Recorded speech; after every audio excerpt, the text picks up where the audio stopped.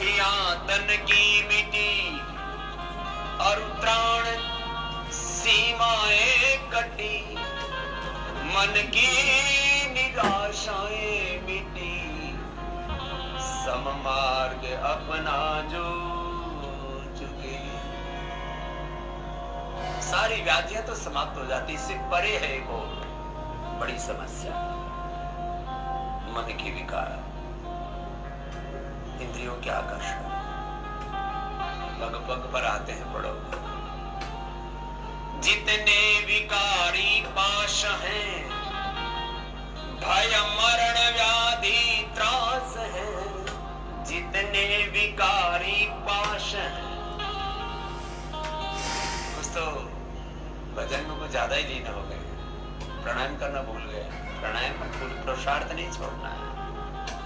जितने विकारी पाश हैं, भय मरण व्याधि त्रास है, जितने विकारी भय मरण व्याधि त्रास है, सब मानसिक उपहास है। सब मानसिक उपहास है, हम सजग हैं बस सोच के,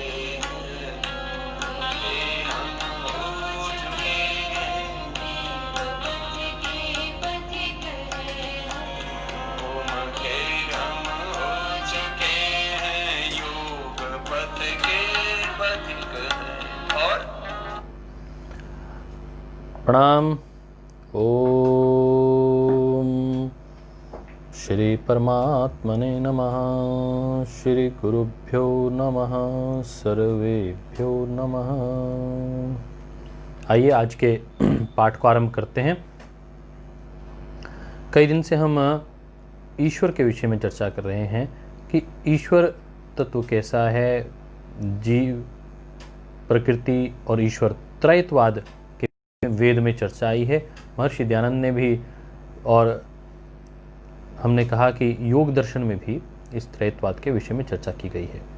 और इसको हम आगे बढ़ाएंगे और हम पाएंगे कि ये जो पुरुष विशेष है, ईश्वर जो है, वह उसकी जो प्रक्रिया है, वह उसका जो हमने कहा उसकी पहचान क्या है, तो कहा गया क्लेश कर्म विपाकाशहि रप्रः मृष्टः पुरुष विशेषः ईश्वरः तत् निरतिशयम् सर्वज्ञ बीजम् सा एषः पूर्वेषामपि गुरु कालेन न वच्छेदात् तस्य वाच। फिर कहा गया कि उसको स्मरण कैसे करना है। उसको कहा गया कि तस्य वाचकः प्रणवः, उसका स्मरण हम ओम के नाम के साथ करें। और आज हम जिस की चर्चा करेंगे उन सूत्रों के साथ भी हम आगे पाठ आरंभ करेंगे। आइए सर्वप्रथम आज पाठ को दोहरा लेते हैं। सब लोग मेरे साथ बोलने का प्रयास करेंगे। ओम अथ पातंजल योग दर्शनम तत्र प्रथमः समाधिपादः अथ योगः अनुशासनम योगश्चित्तवृत्ति निरोधः ततः द्रष्टुः स्वरूपे अवस्थानं वृत्तिसारूप्यमित्रत्र वृत्तया पंचतयः क्लिष्टः क्लिष्टः विपर्य विकल्प निद्रः स्मृतयः प्रमाण विपर्य विकल्प निद्रः स्मृतयः प्रत्यक्ष अनुमान आगमः प्रमाणानि प्रत्यक्ष अनुमान आगमः प्रमाणानि विपर्ययो मिथ्याज्ञानम् अतद्रूप प्रतिष्ठं विपर्ययो मिथ्याज्ञानम् अतद्रूप प्रतिष्ठं शब्द ज्ञानानुपाति वस्तु शून्यो विकल्पः अभाव प्रत्यालंबना वृत्तिर्निद्रा अनुभूत विषयः असंप्रमोषः स्मृतिः अभ्यास वैराग्याभ्यां तन्निरोधः अभ्यास वैराग्याभ्यां तन्निरोधः तत्र स्थितो यत्नो अभ्यासः स तु दीर्घकाल नैरन्तर्ये सत्कारा सेवितः दृढ़भूमिः दृष्टः अनुशविक विषयः वितृष्णस्य वशीकार संज्ञा वैराग्यं दृष्ट अनुशविक विषयः वितृष्णस्य वशीकार संज्ञा वैराग्यं तत्परं पुरुष ख्यातिर गुण वैतृष्णं वितर्क विचार आनंद अस्मिता रूपानुगमात् संप्रजातः विराम प्रत्ययो अभ्यासपूर्वः संस्कारशेषो अन्यः भवप्रत्ययः विदेह प्रकृतिलयानां श्रद्धा वीर्य स्मृति समाधि प्रज्ञा पूर्वक इतरेषां श्रद्धा वीर्य स्मृति समाधि प्रज्ञा पूर्वक इतरेषां तीव्र संवेगानां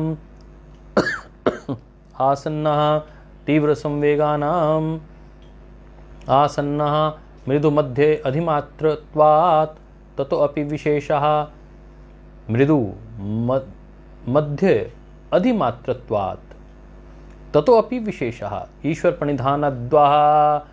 प्रणिधानद्वाः क्लेश कर्म विपाकाशै रप्रः मृष्टः पुरुष विशेषः ईश्वरः तत्र निरतिशयं सर्वज्ञ बीजं स एषः पूर्वेषामपि गुरु कालेन न अवच्छेदात् तस्य वाचकाः प्रणवः तज्जपस्तदर्थभावनं तत्र प्रत्यक् चेतनाधिगमो अप्यन्तराय अभावश्च ततः प्रत्यक् चेतना अधिगमो अपयन्तराय अभावश्च।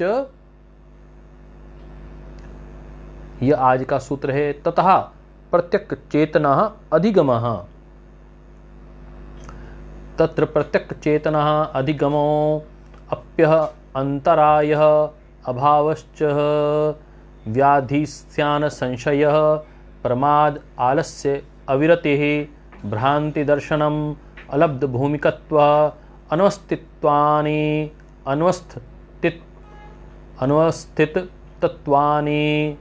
अनवस्थितत्वानि चित्त विक्षेपास्ते अंतरायः। तो आज हमने ये 30 सूत्र पूरे किए। प्रयास करेंगे कि हमने बात शुरू की थी कि योग का अनुष्ठान कैसे होता है, फिर हमने कहा कि ये 5 वृत्तियां हैं, फिर उसको कैसे जीतना चाहिए, तो कहा गया कि अभ्यास और वैराग्य से जीतना चाहिए। फिर 2 प्रकार की समाधि की बात आई, संप्रज्ञात और असंप्रज्ञात समाधि की बात आई। फिर कहा कि आप असंप्रज्ञात समाधि और संप्रज्ञात समाधि की जो उसके भेद हैं उसकी चर्चा आई। फिर जब भव प्रत्ययो विदेह प्रकृति लयानाम, इस प्रकार समाधियों के दृष्टिकोण से चर्चा आई।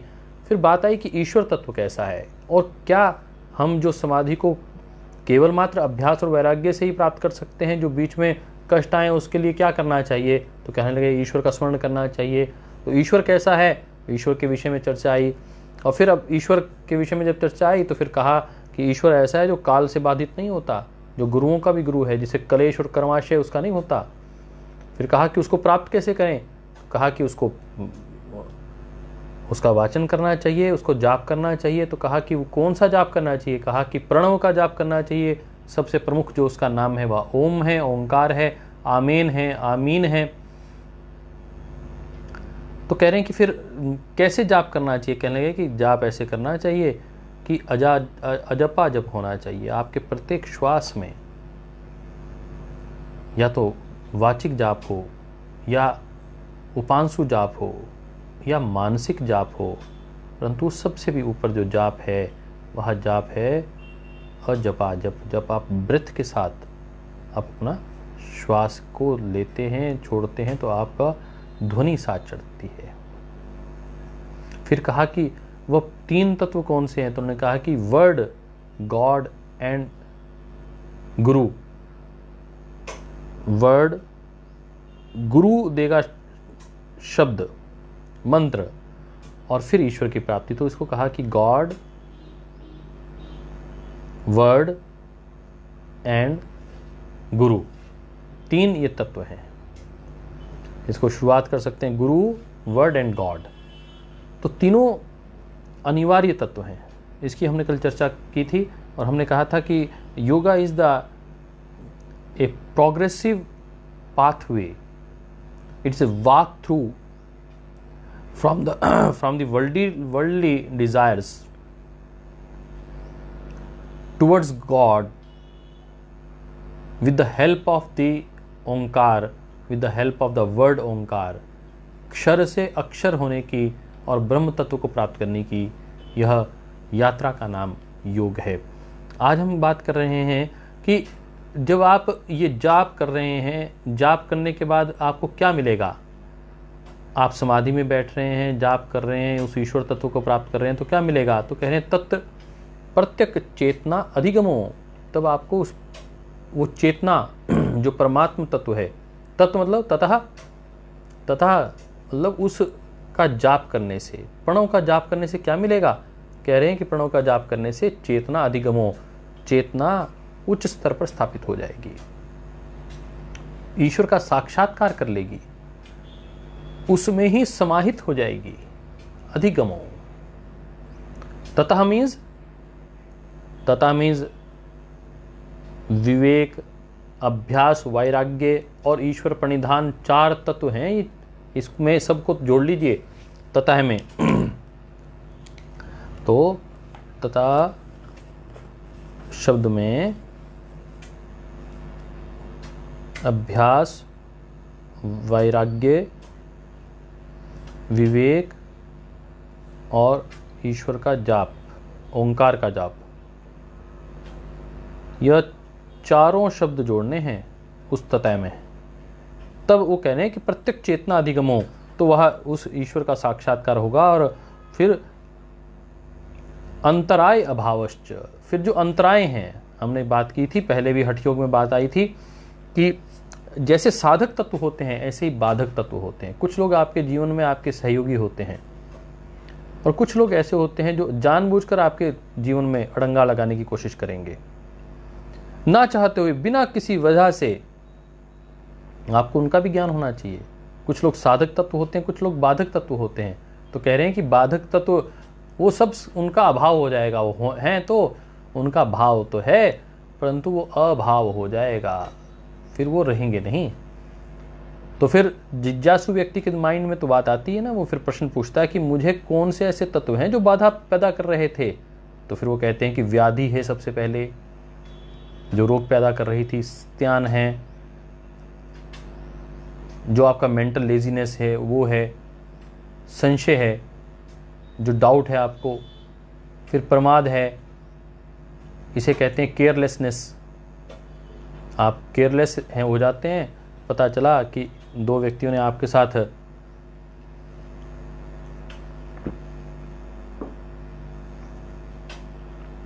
आपके जो वरिष्ठ हैं, आपके माता पिता आपके साथ,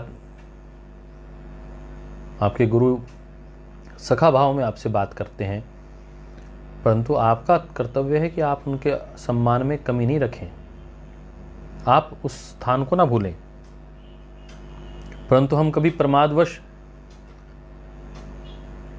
जो हमें सम्मान देना चाहिए हम वो नहीं देते हैं। दैट इज कॉल्ड केयरलेसनेस, वाणी का प्रमाद। जिस व्यक्ति से जैसी भाषा में बात करनी चाहिए वहां केयरलेस हो जाते हैं।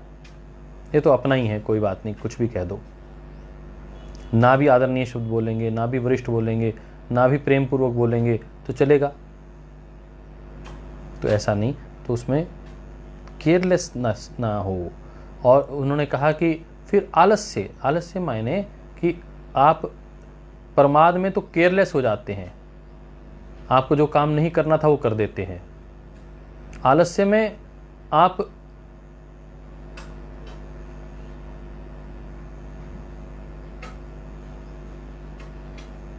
भ्रमित हो जाते हैं। मैं उसके लिए एक शब्द ढूंढा था मैंने, और दोनों को मैंने जोड़ने का प्रयास किया था। मैंने कहा था एक केयरलेस है और दूसरा रेस्टलेस।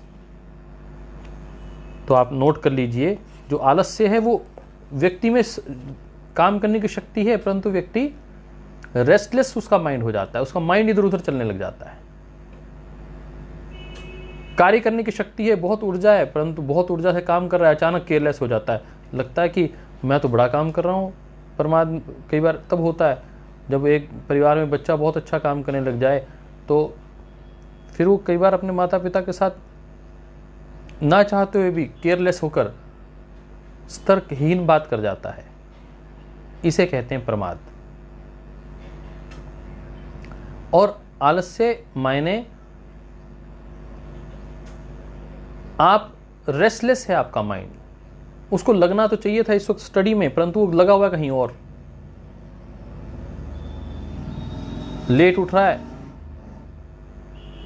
उठना चाहिए था जल्दी, परंतु मन की जो स्टेट है, रेस्टलेसनेस जो है, वो, या इसको नोट कर लीजिए, वो आलस्य है। अविरति, आपका मन, आपने उसको मोड़ तो दिया, आपने वैराग्य करने की प्रयास किया है, परंतु फिर भी बार बार वह राग में, इच्छाओं में बार बार जाकर लगता है, उसे अविरति कहते हैं। भ्रांति दर्शनम, जब आप किसी के विषय में कोई गलत भ्रांति बना लें, कोई एक ऐसी स्थिति बन जाए, जैसे समाधि की बात हो रही है कि उस व्यक्ति को तो सिद्धि प्राप्त हो गई, उसको तो समाधि प्राप्त हो गई है, यद्यपि वो प्राथमिक दूसरी स्टेज में हो, तो उसको हम भ्रांति दर्शन कहते हैं। अलब्ध भूमिकत्व, आपने बहुत मेहनत की और परंतु आपको समाधि प्राप्त नहीं हो पा रही है, कहीं ना कहीं कुछ गड़बड़ है। अनवस्थित तत्वानी, अर्थात आप समाधि में तो हैं, आपकी समाधि लग जाती है, परंतु बहुत थोड़े समय के लिए लगती है, फिर टूट जाती है, लगती है समाधि फिर टूट जाती है। तो यह जो चित्त के यह अंतराएं हैं, इसके विषय में महर्षि पतंजलि ने हमें गंभीरतापूर्वक बताया। और इसको और अधिक समझने के लिए, क्योंकि केवल मात्र ये जो अंतराएं हैं, ये 9 अंतराएं हैं, और 5 अंतराएं आगे आपको अगले सूत्र में आपको बताएंगे। उसको फिर कल वो 5 का अंतराय भी बताएंगे, और उन सब का समाधान क्या है, उनका फिर जो समाधान है वो भी आपको बताएंगे। उनके उपाय आगे आने वाले दिनों में, उन सारे जो कष्ट हैं, जो बाधक तत्व हैं, उनका उपाय फिर आएगा। तो हमने कहा कि पहले वृत्तियां आई, वृत्तियों के विषय में जानकारी आई, फिर अभ्यास और वैराग्य के विषय में चर्चा आई, फिर समाधि के विषय में चर्चा आई, समाधि इतने प्रकार की होती है, फिर समाधि में जो हेल्पिंग हैंड है उस ईश्वर तत्व की चर्चा आई, फिर ईश्वर के विषय में जानकारी आई, फिर कहा कि ईश्वर तत्व को भी आपने कर लिया तो कहा कि जाप करना पड़ेगा, फिर जाप की चर्चा आई, जाप से क्या होगा वो बताया कि भाई ईश्वर का साक्षात्कार हो जाएगा, सारे अंतराय जितने बाधक तत्व हैं समाप्त हो जाएंगे। फिर जिज्ञासु मन में उठा कि आखिर वो बाधक तत्व हैं क्या, तो उन बाधक तत्वों की 14 बाधक तत्वों की बात आएगी। 9 बाधक तत्व आज हम बताएंगे, कल 5 बाधक तत्व बताएंगे, और उसके बाद उसके उपाय बताएंगे। इन दिनों में कुछ कार्यालयों में मेरा जाना रहेगा, तो हो सकता है कभी ऊपर नीचे हो जाए, कहीं मैं उस वक्त व्यस्त रहूं, तो फिर सायंकाल कक्षा कर लिया करेंगे 5 बजे, सुबह 11 बजे। यदि 11 बजे ना हो तो मेरी सूचना हो जाएगी, तो 5 बजे कक्षा हो जाया करेगी, ठीक है। तो 5 से 5:30 उसके बाद आप लोगों का प्रोटोकॉल की प्रक्रिया शुरू हो जाएगी। तो हम इसको थोड़ा सा और अधिक पढ़ने का प्रयास करते हैं। जो हम बात करते हैं, आज क्या हुआ कि आयुष मंत्रालय की अभी बैठक थी 10 से 11 बजे तक। उन्होंने कहा कि जितने लोग इसमें भागीदारी करेंगे, प्रोटोकॉल जो सिखाएंगे, उन टीचर्स को भी, जो टीचर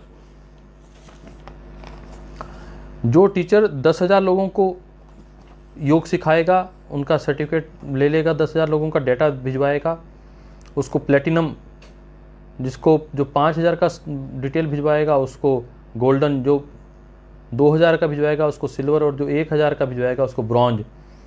ऐसा विशेष सर्टिफिकेट गवर्नमेंट ऑफ इंडिया की ओर से एप्रिसिएशन सर्टिफिकेट मिलेगा। यद्यपि उसकी कोई नौकरी में कोई वैल्यू नहीं होगी, परंतु एक प्रशस्ति पत्र वो होगा। और जो भी व्यक्ति इस प्रोटोकॉल में भागीदारी लेगा, घर बैठे हुए योग करेगा, घर बैठे हुए प्रोटोकॉल में भागीदारी करेगा, आपकी ऑनलाइन क्लास में भागीदारी कर रहा है, उस सब को आयुष मंत्रालय एक सर्टिफिकेट देगा, उसका नाम होगा योगा वॉलंटियर। और जो योग टीचर इसमें सहयोग करेंगे, 100 परिवारों को योग सिखाएंगे, उन्हें योग प्रमोटर। और यदि उन्होंने 10,000 को सिखाया तो प्लेटिनम योग प्रमोटर, ऐसे करके।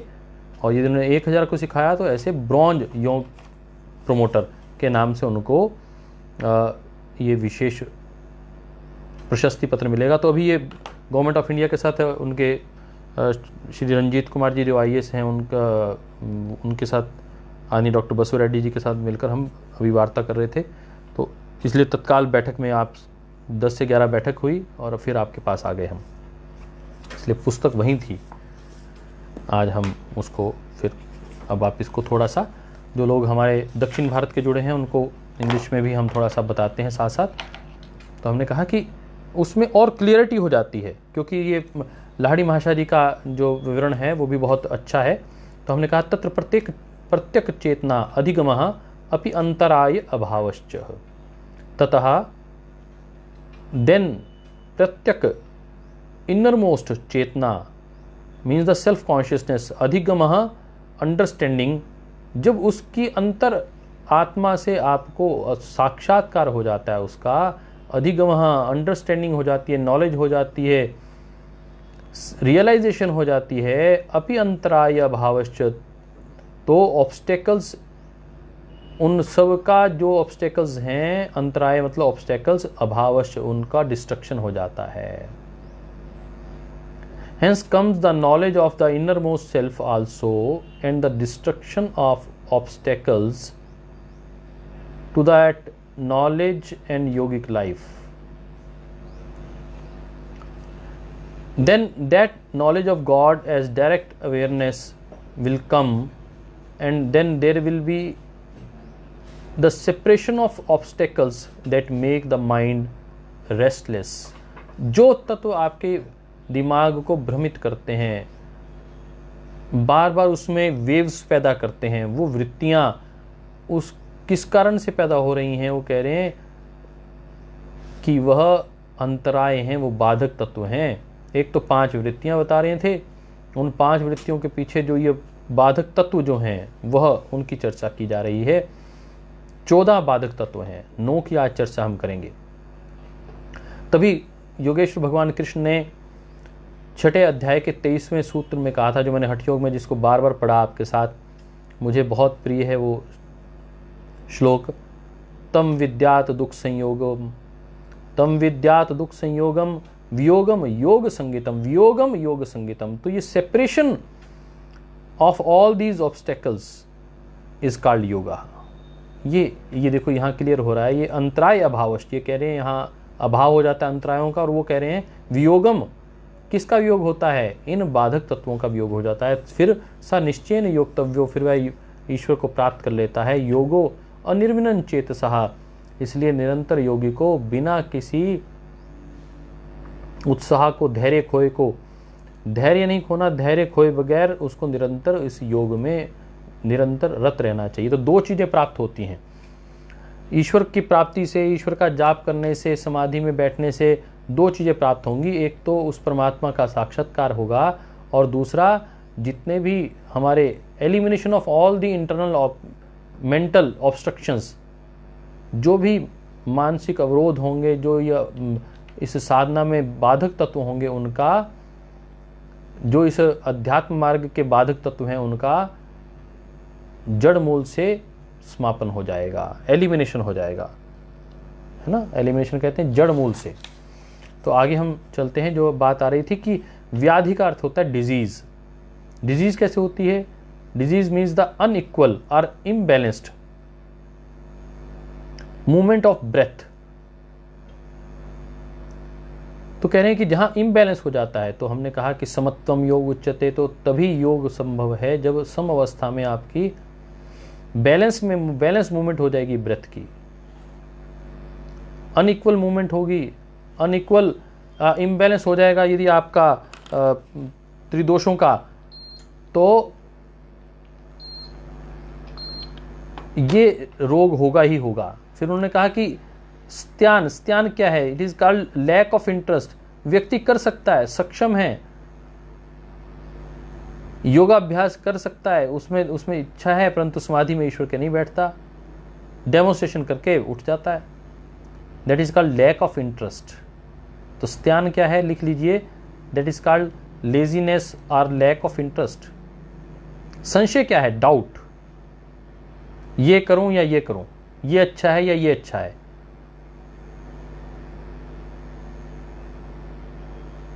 उसी का निर्णय नहीं कर पाते, वो संशय बना रहता है। तो कहते हैं कि वो संशय समाप्त हो जाएगा। कंफ्यूजन, कह रहे प्रमाद,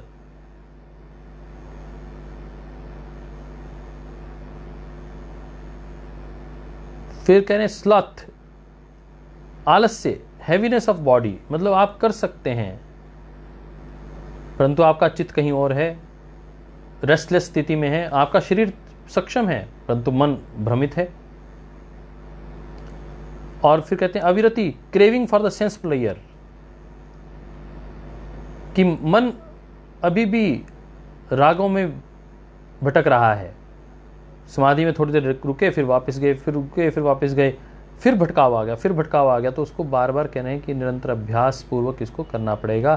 फुल फॉल्स परसेप्शन, भ्रांति दर्शनम, कि वह लगे कि मुझे तो ये सिद्धि प्राप्त होगी है, मुझे ये शक्ति प्राप्त होगी है। तो यदि शक्ति धीरे धीरे प्राप्त हो भी रही है तो उसको बहुत बड़ा उपलब्धि ना मानकर निरंतर उसमें स्थापित रहना। इनस्टेबिलिटी, यदि इनस्टेबिलिटी हो गई, आपने बार बार समाधि में बैठते हैं परंतु फिर बाहर आ जाते हैं, वो लंबी स्टीडीनेस नहीं है उसमें, उसे कहते हैं अनवस्थित्वानि। तो कहा disease is a state of disharmony in body and mind. The physical disease are caused due to the डिसइक्विलिब्रियम ऑफ द 3 दोषास। फिर कहते हैं व्याधि, स्त्यान, स्त्यान मतलब lack of interest and inability to pursue one's work. एक व्यक्ति का मन ही नहीं है काम करने का, या तो शारीरिक रूप से संभव नहीं है, या मन ही उसका मन चित्त की इंटरेस्ट ही नहीं है, वो उसे कहते हैं laziness. Doubt, it is a संशय, इट इज रॉन्ग और राइट, इसी में रह जाता है। Confusion means not to do और टू डू। परमार्थ तत्व, कि जो नहीं करना था और जो, जैसे मैंने उदाहरण दिया कि वाणी का प्रमाद, जो नहीं कहना था वो बोल दिया, फिर बाद में पछताते हैं, फिर सॉरी फील करते हैं। तो आलस्य, restlessness of the mind, that is called inertia of the body. फिर कहा craving for the sense pleasure, अविरति। उन्होंने कहा कि इट वांट डाइवर्जन। कल भी हमने बात कही थी कि जाप से क्या होगा, जाप से ये होगा कि जो आपकी डायरेक्शन है आउटवर्ड, वो इनवर्ड हो जाएगी। और उसके लिए कैसे जाप करना पड़ेगा, परंतु अर्थ और भावना सहित जाप करना पड़ेगा। Practicing the art of discrimination and detachment, और विवेक जागृत करना पड़ेगा और वैराग्य जागृत करना पड़ेगा। तो कहा कि इसके लिए जो, यदि आप राग में जुड़ गए हैं तो राग से विरक्त होने के लिए आपको वैराग्य का और साथ साथ विवेक का पालन करना पड़ेगा। और with proper self analysis helps to overcome this worldly state. तो यह सांसारिक जो प्रवृत्ति है उससे अंदर की ओर आने में समय लगेगा, और वह प्रॉपर अंडरस्टैंडिंग के साथ आएगा, और उसके लिए विवेक जागृत करना पड़ेगा, वैराग्य जागृत करना पड़ेगा। फॉल्स परसेप्शन, भ्रांति दर्शनम, कि यदि कोई व्यक्ति अभी समाधि की स्थिति में नहीं है, during spiritual practice A Sikar might experience hallucinations that create the idea that one is perfect, advanced and highly involved. So then mind gets sidetracked. We should be very regular in prayer, and the cultivation of the humility is essential. Then lack of concentration, अलब्ध भूमिकत्व। आप समाधि की अवस्था को प्राप्त ही नहीं कर पा रहे हैं क्योंकि आपकी एकाग्रता ही नहीं बन पा रही है, और फिर आप इरेगुलरिटी कर लेते हैं, आज किया फिर कल नहीं किया योग, फिर कहा कि जी हमें योग से लाभ नहीं होता, समाधि में नहीं बैठ पा रहे। आपकी निरंतरता भंग हो रही है, उसकी वजह से एकाग्रता नहीं हो पा रही है। तो आप निरंतरता बना के रखिए, और इनस्टेबिलिटी एंड अनस्टेडीनेस। और कुछ लोग ध्यान में बैठते हैं, समाधि में बैठते हैं, परंतु थोड़े काल में ही उनको फिर कुछ और चीज की याद आ जाती है, फिर छोड़ देते हैं।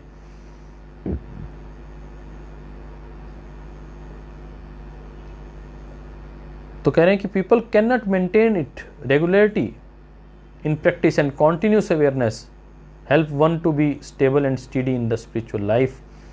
तो आपको निरंतरता बनाकर रखनी है, और कह रहे हैं कि कॉन्टिन्यूस अवेयरनेस, और अवेयरनेस रखना है, केयरलेस नहीं होना है। तो आज मेन जो फोकस था वो लेजीनेस, केयरलेसनेस के ऊपर था। और जो रेस्टलेसनेस ऑफ माइंड है, केयरलेसनेस ऑफ माइंड है, लेजीनेस ऑफ माइंड है, अर्थात जो चित्त के अंतराय हैं, ये जो मन है जिसको हम इंस्ट्रूमेंट बनाना चाह रहे हैं, जो चित्त है, ये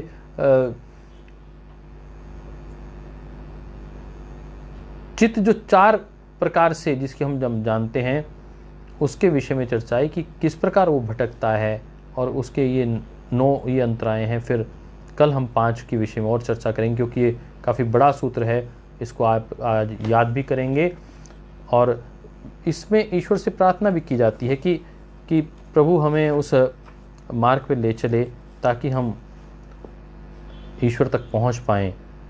remember your goal, forgetfulness is the great enemy. Find the path to reach the goal, accept a guide और guru, practice his directions with faith, love and loyalty. Step by step you will overcome all the obstacles and you will behold the divine goal. कहते हैं आपने एक दिव्य लक्ष्य तय कर लिया है, वहाँ तक आपको पहुँचना है। तो आपने जो अपने गुरु को, प्रिसेप्टर को, गाइड को, मेंटर को निर्धारित किया है, उसकी डायरेक्शंस को पूरी डिवोशनली और पूरी लविंगली, पूरी डेडिकेशन के साथ उसको फॉलो करना है। ये तीनों शब्द श्रद्धा में आते हैं। हमने उस दिन कहा था श्रद्धा, वीर्य, स्मृति, समाधि, प्रज्ञा पूर्वक इतरेशा। ये जो बात आ रही थी, इस बात को आपको अत्यंत गंभीरता से लेना है कि श्रद्धा, वीर्य, स्मृति, समाधि, प्रज्ञा पूर्वक इतरेशाम। जब तक हम जिस कार्य में लगे हुए हैं उसके प्रति 100% श्रद्धा न रखेंगे, वीर्य मतलब उत्साह नहीं रखेंगे, उसकी स्मृति, उसको भूलेंगे नहीं लक्ष्य को, समाधि और कॉन्टिन्यूटी रखेंगे, कंसंट्रेशन, फोकस्ड होंगे, तभी जाकर विशेष प्रज्ञा, विशेष बुद्धि प्राप्त होगी। इतरेशाम, इसके अन्यथा नहीं। आइए हम अपने इस स्वाध्याय को कल फिर इसी समय करने का प्रयास करेंगे।